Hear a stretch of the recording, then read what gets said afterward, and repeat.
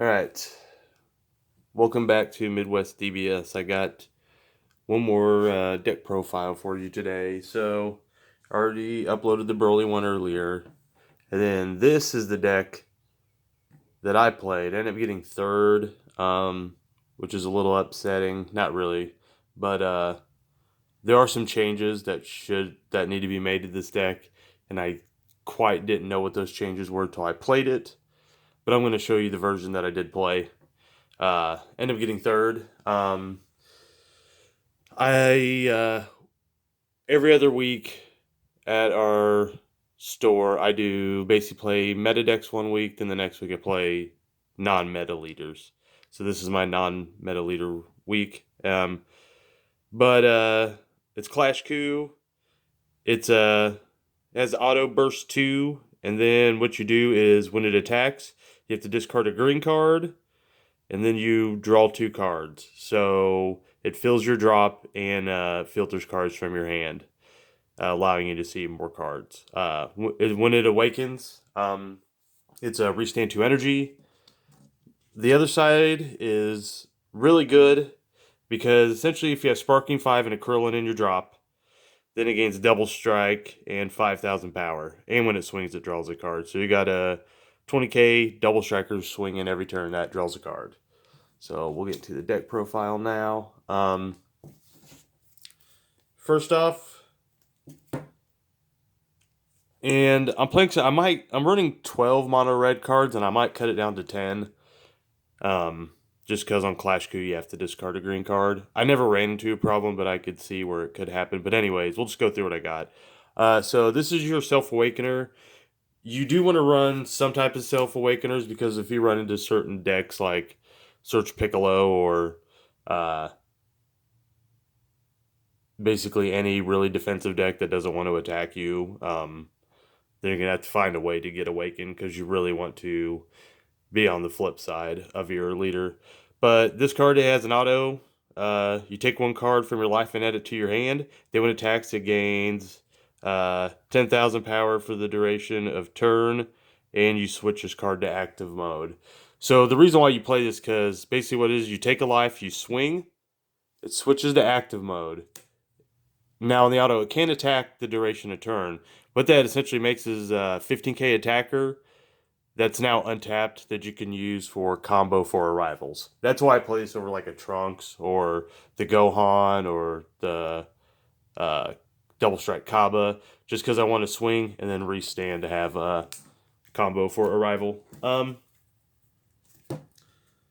Next, good old Topo Righteous Aid, just good negate, shuts down turns. Don't need to say too much about it. There's 3 of those. You could make changes and play 4 if you want. New Draft Box 5 card is Android 17 Rebel Reinforcements. Basically, it negates attack. Then you get to choose up to 1 battle card with an energy cost of 1 in your drop area and play it.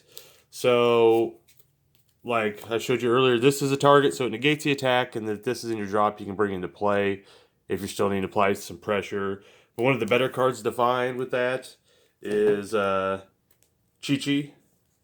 Because what Chi-Chi does is basically, if you have 2 multicolored cards in your energy area, it acts as kind of a super combo that combos for, basically it'll combo for 5k and draw you a card. So a lot of times you're comboing this for 5k, drawing you a card.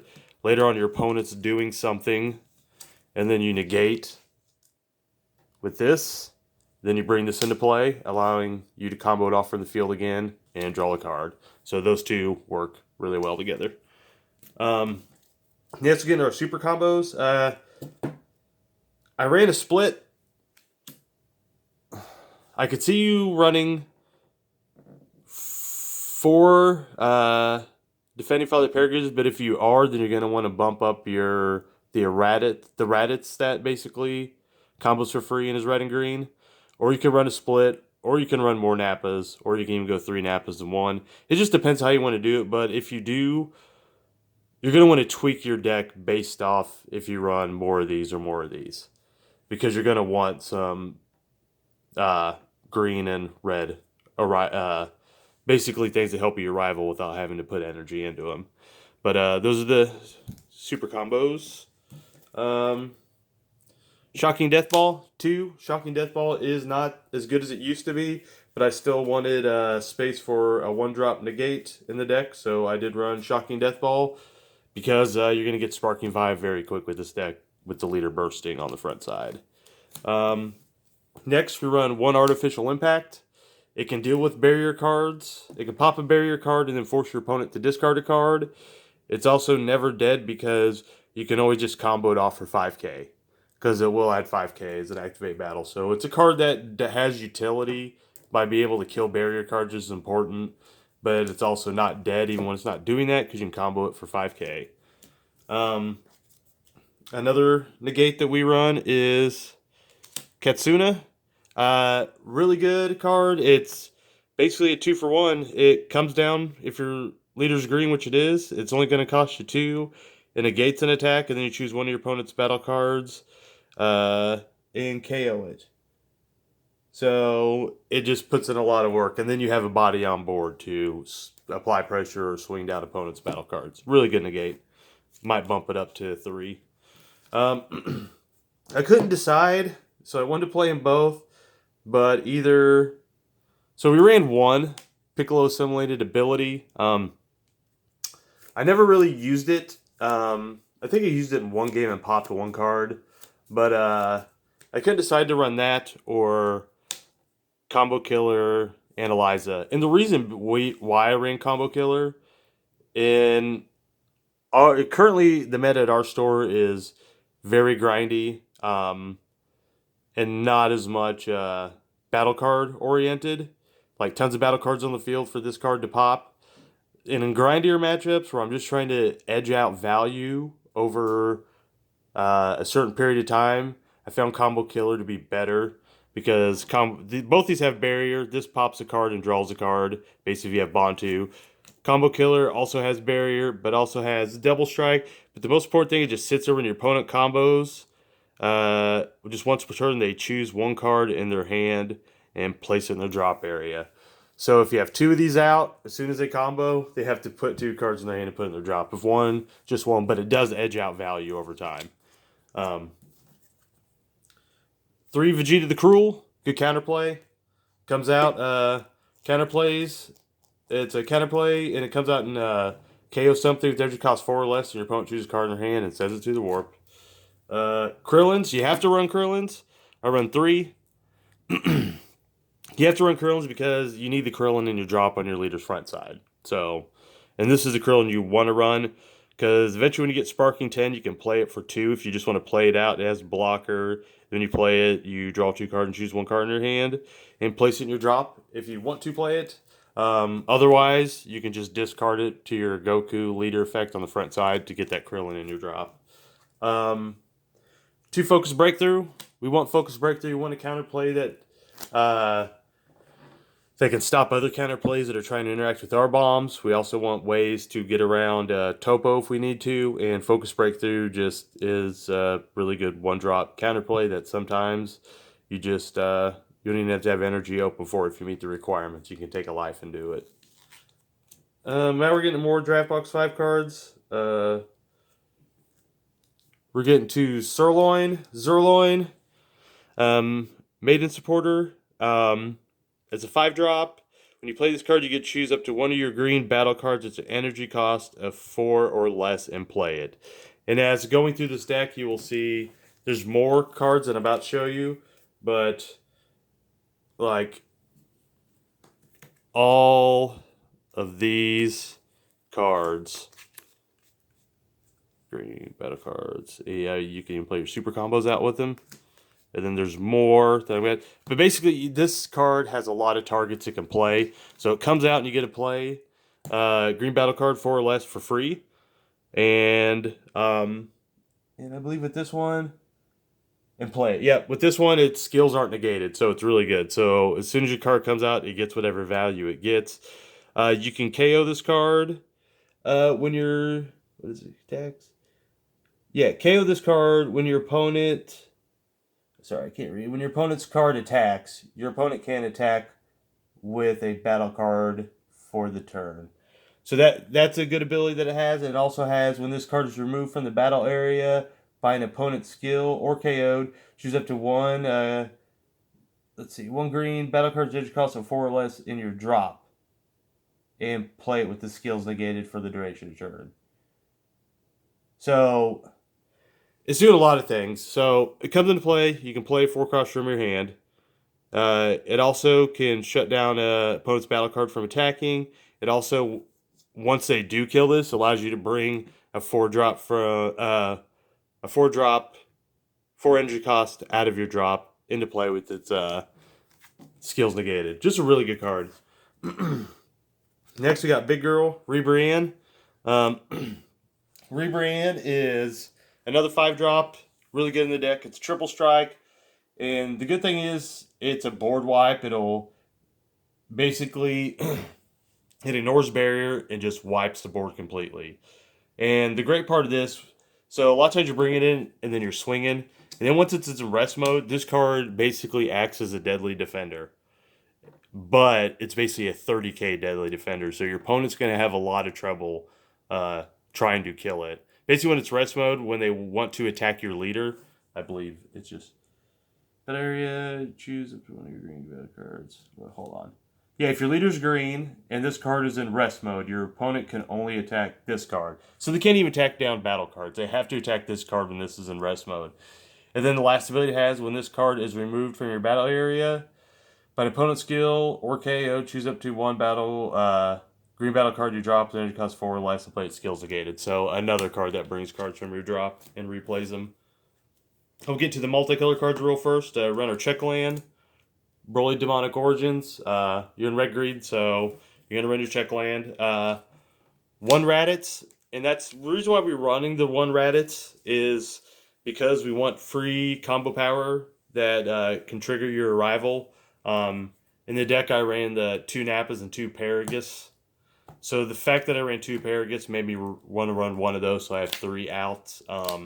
If you decide to go 4 Nappa super combos and no Paragus, then you don't have to add this card and can mess around with certain numbers. And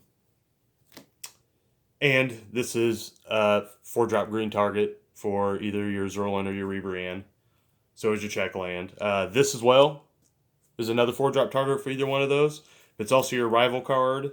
When this comes in, you get to pick one of your opponent's battle cards with 20,000 power or less and KO it, and then you need to choose one of your cards, and it gains double strike. Another arrival card, Gogeta.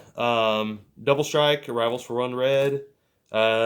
This is a little different because this is the double striker that plays off arrival. Instead of KOing a battle card 20,000 power or less, this KOs a battle card with energy cost 4 or less, I believe. Yeah, 4 or less. Now, we get to... Since this card does feel its drop so quickly, we are running Kaioken Son Goku, Defender of Earth. It's still a really good card. And if you... This deck basically, as you can tell, has tons of negates, has topos, has counterplays. It's stalling for the late game. So a lot of times you're trying to keep your life total at 5 or 4. Well, you have to be at 4 to awaken. But a lot of times once you awaken, you want to keep it at 4 to make this strong when you play it. But the benefit is you're generally wanting to wait at least till turn 6 if you're worried about certain cards. So you can back this up with a Focus Breakthrough if you're worried about like a Chomp of the Trickster or some kind of counterplay along those lines.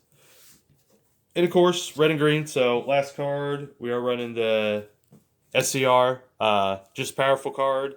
When he rivals, you have to take a life, but then your opponent immediately takes 2 life when it arrivals in.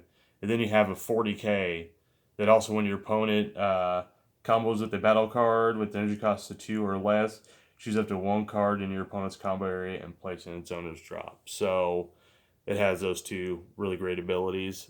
Like if you catch your opponent at 3 life and you rival this in, chances they're very lucky if they're going to live.